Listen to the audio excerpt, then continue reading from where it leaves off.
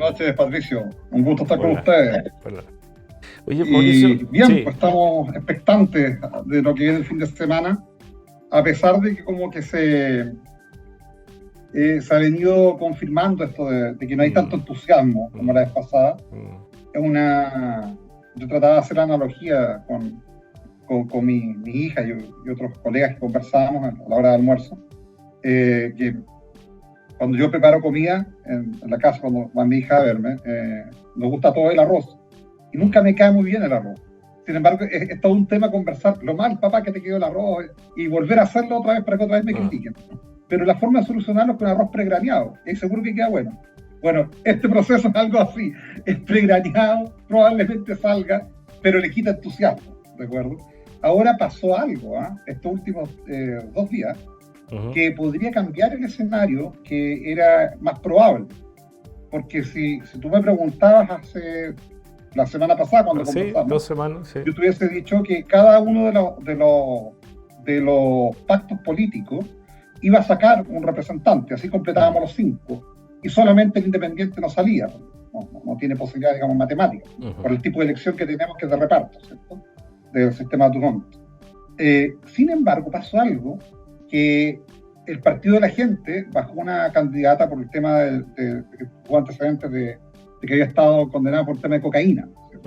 De tráfico. Entonces, y justamente pasa en el partido que es el más sensible a la contingencia, porque existe la contingencia.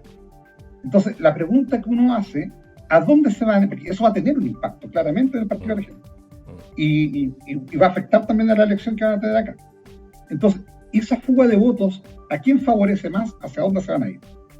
Y porque son 5, ¿cierto? Y van a haber 4 pactos. Entonces, uno diría, bueno, ¿qué va a pasar aquí? Y si esto se reparte más o menos igual, entender que un partido no ideologizado, que aunque uno podría tratar de buscar, no, debería, pero si uno buscara una línea ideológica, podría decir que favorece más a los partidos de derecha. De derecha. Pero incluso aunque no existiera esa línea ideológica, probablemente, de no existirlo, se reparte por igual, va a favorecer a los más votados. Y los más votados en nuestra región probablemente van a ser el Chile Seguro y después Republicano. Por lo tanto, uno podría toparse con esto que no era obvio, ni yo por lo menos no lo hubiese calculado hace 10 días atrás o 6 días atrás, que probablemente sea Chile Seguro logre 2, ¿de acuerdo? 2 y después 1 y 1 y completan los 5, ¿de acuerdo? Eso creo que es la novedad que no ocurre estos días, y eso es que debería generar un cambio en el cálculo electoral. Sí, que ocurrió. De hecho, tenemos una entrevista después con el director regional del CERVEL. Y claro, y uno de los temas a tratar tiene que ver precisamente con cómo pasa efectivamente a alguien que fue condenado por tráfico de drogas, con una pena aflictiva que le impedía ejercer sus derechos constitucionales, sus derechos civiles al menos. Mauricio, ¿cuánto de estrés eleccionario a partir, digamos, de una cantidad importante de plebiscitos, de elecciones que hemos tenido en los últimos años, puede estar afectando a la población al punto de decir, mira, no quiero más, eventualmente puede que no vaya a votar, o al menos se manifiesta, digamos, este desinterés que hemos percibido en la población, ¿no? A ver, como casi todas las cosas en la vida, uno puede ver el vaso medio lleno o medio vacío. Sí, claro. Es correcto lo que tu afirmación, ¿no? Yo tiendo a ser optimista. A ver, para citar politólogos de ambos lados de la historia, Marx y Engels planteaban que la revolución proletaria surgía como resultado inevitable de las contradicciones que te colocaba el sistema capitalista con los proletarios, y por lo tanto ese fracaso inevitable del sistema llevaba a la revolución. Huntington, un pensador ya más bien conservador, actual, o sea, relativamente actual, pero moderno, también planteaba que las revoluciones surgían de los procesos políticos fracasados al no ser capaces de dar respuesta a las demandas crecientes de la población. Entonces, las revoluciones emergen de los procesos políticos fracasados. Nosotros tuvimos todo un proceso político, podríamos decir, desde los 70, desde la implementación del modelo neoliberal, y que empieza a mostrar fallas, ¿cierto?, en los últimos 10 años, fallas demandadas desde la sociedad, me refiero, y tiene su punto máximo en el estallido social. Sin embargo, el estallido social no se transformó en una revolución ni nada parecido, ni tampoco una dictadura, que es la historia de América Latina, ¿cierto? Dictaduras, para frenar estos estallidos, este tipo de cosas, sino en un proceso institucional que daba cuenta del problema y daba como solución hacer las transformaciones necesarias. Ese proceso que entusiasmó, que fue innovador, que tan innovador que las elecciones fueron como nunca antes y atomizó la oferta política, lo que tuvo como resultado, ¿cierto?, que esa oferta política atomizada tuviera problemas con la sistematización y con la orgánica, ¿de acuerdo? Y terminó al final fracasando. Pero luego de nuevamente fracasar el proceso, no es que, que a un caos hacemos un segundo proceso, un proceso remedial. Entonces, la buena noticia es que hemos ido aprendiendo a resolver nuestros problemas de manera institucionalizada, organizada, respetando el Estado de Derecho, salvando la democracia. Cosas que hace 30, 40 años, hace 50 años, que estamos celebrando 50 años de golpe militar, no existían. Entonces, esa es la mirada positiva que yo le encuentro a esto. Ahora, el problema puede ser que el resultado de este proceso remedial, de este arroz pregraneado, ¿de acuerdo?, a pesar de llegar a buen puerto, no tenga una legitimación ciudadana suficiente a posteriori, que la gente sienta, bueno, que sí ocurrió, pero no es nuestro, sino que es de la élite siempre, y en 10 años más estén de nuevo discutiendo esto. Eso sería lo malo. Y sí puede ocurrir eso. Pero hoy en día, la buena noticia es que hemos encontrado mecanismos democráticos e institucionales para resolver un problema profundo de un sistema político que era y es necesario cambiar. Porque el mundo reclama esto. Las cosas que están pasando en Chile no son en ningún caso con apoyo de Chile, ni tienen que ver con la contingencia de Chile, sino tienen que ver con un mundo que es distinto y que el Estado tiene que tener herramientas para enfrentar las demandas sociales de este nuevo mundo que estamos viviendo. Por lo tanto, soy un poco optimista en este momento, Patricio, de lo que está pasando, y creo que sí hay un estrés eleccionario, pero es mucho menos que el estrés que podría haber si esto se hubiese resuelto de una forma distinta a la institucional y a la democrática. Por cierto, sí. Lo que pasa es que yo creo que lo llevas a un extremo también, ¿no? De decir, mira, y dado el contexto en el que, con el que inicias, digamos, la respuesta, llevarlo de alguna manera al extremo, pensado en el 2003 pero en que Chile. Historia. Sí, claro. O sea, quizás los jóvenes que tienen 25 años o 30 años está bien, pero la historia de Chile, o sea, desde la vuelta a la democracia ahora, vivimos en el sistema político que se inició en dictadura. Ya antes de la dictadura fue la Unidad Popular, y antes de la Unidad Popular, claro, tuvimos a Frei y a Alessandri, pero antes de eso, no es que nos tomamos de las manos cada vez que teníamos problemas. O sea, y no hablo solo por Chile, hablo por América Latina en general, ¿de acuerdo? Entonces, esta forma de ir resolviendo el problema, me parece que habla de una evolución de nuestra sociedad, una evolución positiva. Ojalá no me tenga que estar comiendo mis palabras en 5 o 7 años más, ¿de acuerdo? Sería dramático. Pero espero que esto muestre una tendencia de que hemos aprendido a resolver nuestros problemas de forma institucionalizada, respetando el Estado de Derecho y valorando la democracia. Oye, está bien, pero una forma de enmarcarse efectivamente en el Estado de Derecho, de jugar efectivamente con las reglas que proponen desde el Parlamento y desde la política en general, es el voto. Y el voto pudiera contener eventualmente un alto contenido de nulos y blancos.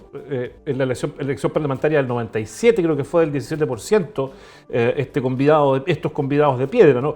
Desde tu mirada, ¿pudiera eventualmente aumentar entonces la cantidad de nulos y blancos dado este escenario de desgano que hay en torno, o de estrés electoral, u otros elementos que puedan estar presentes, ¿no?, en este desgano de la gente? Sí. Tu hipótesis es absolutamente plausible. De hecho, la referencia que tú haces emerge justamente porque habían 2 indicadores que pasaban ahí. Teníamos el sistema binominal, lo que tú estás planteando. Y el sistema binominal, y además el voto, acuérdate, era obligatorio con inscripción. Era la inscripción voluntaria, pero los que estaban inscritos estaban obligados.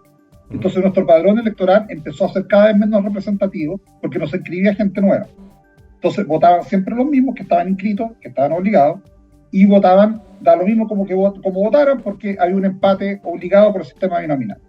Entonces eso empezó a generar gente que quedaba marginada porque no había oferta política para ellos. Y eso, entonces un indicador fue el envejecimiento y pérdida de representatividad del padrón, y por otro lado, lo que planteas tú, el aumento de los nulos y blancos.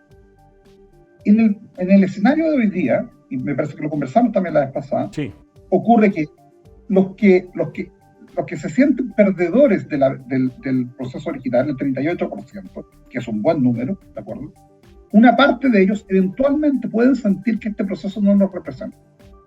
Y dado que el voto es obligatorio, una parte de ese 38%, ¿cierto?, podría ir a votar por nulo o blanco.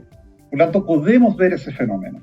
Entonces, el domingo vamos a estar atentos a eso, porque ese nulo o blanco, probablemente lo que nos está diciendo, estas personas no se sienten representados de este proceso.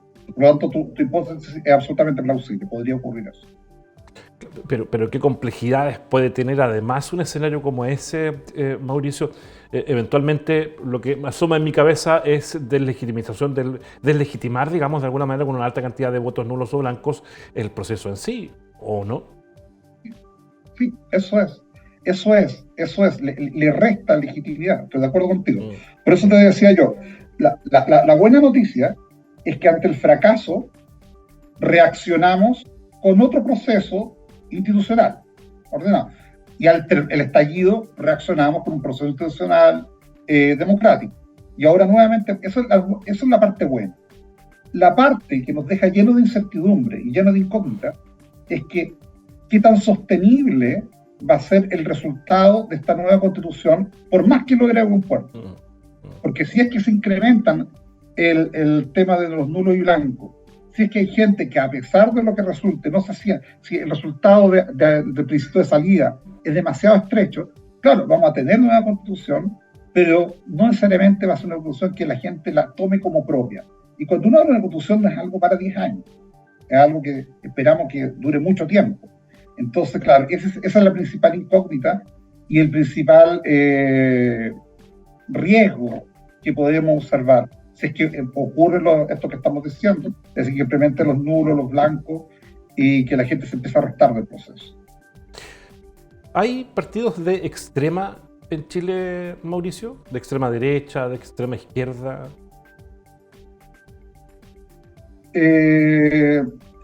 Ahí hay una lectura distinta cuando uno la hace de acá dentro de Chile que de fuera de Chile. Porque si uno la ve de dentro de Chile, dice que sí. O sea, tenemos partido comunista, tenemos partido republicano, y se sitúan, digamos, a los extremos de nuestra oferta política. Pero cuando uno los mira desde fuera de Chile, fíjate que somos bastante moderados los chilenos. Estaba con un amigo francés y yo le explicaba a mi amigo francés que el presidente Boric era un presidente que en Chile de izquierda. Y me decía, ¿cómo? Sí, es de izquierda. Y mi amigo economista, entonces me decía, pero Chile debe tener por lejos las finanzas más ordenadas, el Estado más ordenado, el gasto más austero de los gobiernos de América Latina. Y los gobiernos de izquierda no tienden a ser así, y peor aún así en América Latina. Y que ya está bien, pero es una mirada izquierda chilena, donde el tener un Estado equilibrado en cuanto a su gasto es algo casi política de Estado acá en Chile. Pero la gente de afuera no lo ve tan así, sobre todo cuando ven política de América Latina. Entonces, si me preguntan a mí, desde la mirada interna, uno puede hablar de un abanico político que va desde la izquierda, Partido Comunista, hasta la derecha, Partido Republicano. Si uno lo ve desde una mirada de política más global, yo diría que es bastante moderada las posiciones chilenas.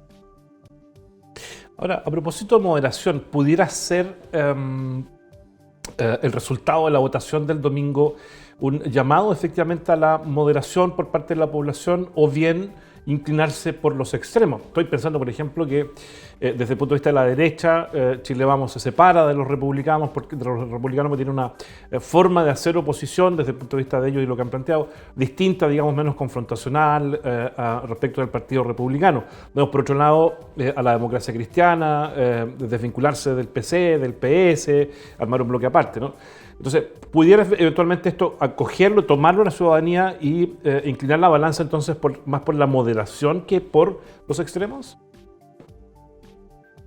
Pienso que el sistema, esta elección última, el sistema electoral como está diseñado, ¿cierto? El que sean 50, el número de escaños, etcétera, va a favorecer el voto medio, ¿ya? El voto mediano, o sea, a las posiciones centradas. Va a favorecer eso, ¿de acuerdo? Pero claramente la contingencia hoy favorece a la oposición al gobierno, que para este caso es la derecha, ¿ya? Claramente eso va a favorecer la derecha. Deberíamos tener, por lo menos en comparación con la última elección, una derecha que crezca mucho y tenga mucho más representación de la que tendría en condiciones normales. En nuestra región siempre la derecha, digamos, históricamente ha ganado. No va a ser la excepción esta vez. Perfecto. Mauricio Partarribo, académico de nuestra Universidad de la Frontera. Mira, quedan tantos temas. Yo estaba pensando, por ejemplo, de qué manera influye efectivamente esta elección en las expectativas que tienen algunos candidatos que fueron candidatos, por ejemplo, José Antonio Cast, Evelyn Matei, Rodolfo Carer, diría Parisi, el mismo Parisi, ¿no? Cuánto efectivamente influye esta elección en estas pretensiones presidenciales que tienen. Por ejemplo, era una de las preguntas que daba. Mi lectura es que más que el candidato en sí, va a afectar la composición de las alianzas políticas. Tú nombrabas este asunto, este amor lejano, ¿cierto?, de republicanos y Chile Vamos. Creo que ahí estas elecciones pueden marcar que se junten o se separen, ¿de acuerdo? Creo que ahí también.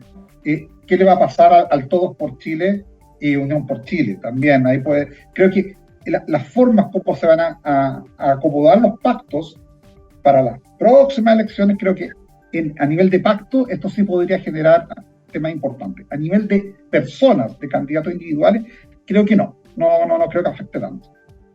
Mauricio, te agradezco muchísimo la conversación nuevamente. Si no nos vemos el domingo, nos vemos el lunes. Agéndate, por favor, para el lunes en la tarde, 6:15, para analizar los resultados de la elección de consejeros constitucionales. Muchas gracias, que tengas un fin de semana, Mauricio. Muy bien, nos vemos. Vale, chao.